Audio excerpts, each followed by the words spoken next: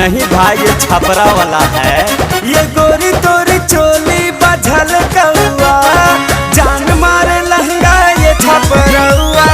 ये गोरी तोरी चोली बझल कौआ, जान मारे लहंगा ये छपरौआ। अच्छा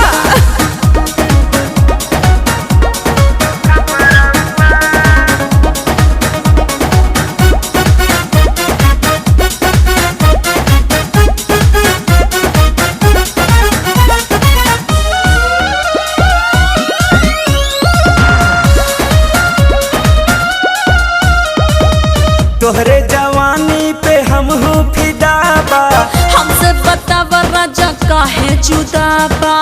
देखी के मन डोले तोहरा से हम बोले, हमके ना बोला रानी चोलिया तू दा खोले। अरे ना मनबा आहो तोहरा कसम। तोहरे जवानी पे हम हूँ फिदा बा, हमसे बतावा रानी काहे जुदा बा। लागता रपी के आइला देसी दारू माहुआ।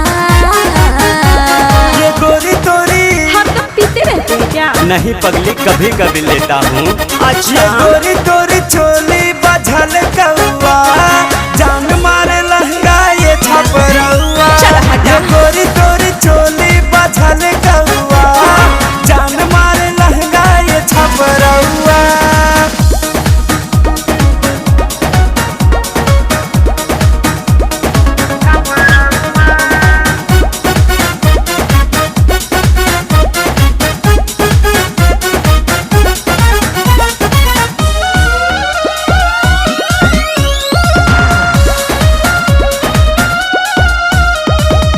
देखी के झारखंड में सभे पगलाइल, हमरा देख के राजा हो जाई घायल। दिल का करार लेबू हमरा के मार देबू, हमके बतावा रानी कहिया तू प्यार देबू। अरे अभी ले ला। झारखंडों में उठेला क्या?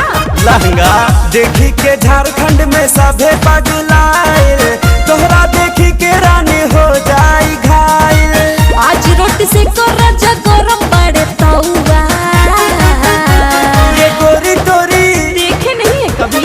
नहीं पगली ये पहली बार है। अच्छा ये गोरी तोरी चोली बझल कौआ, जान मारे लहंगा ये छपरौआ।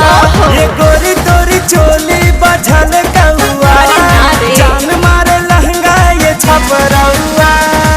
एकदम पागल बड़ा।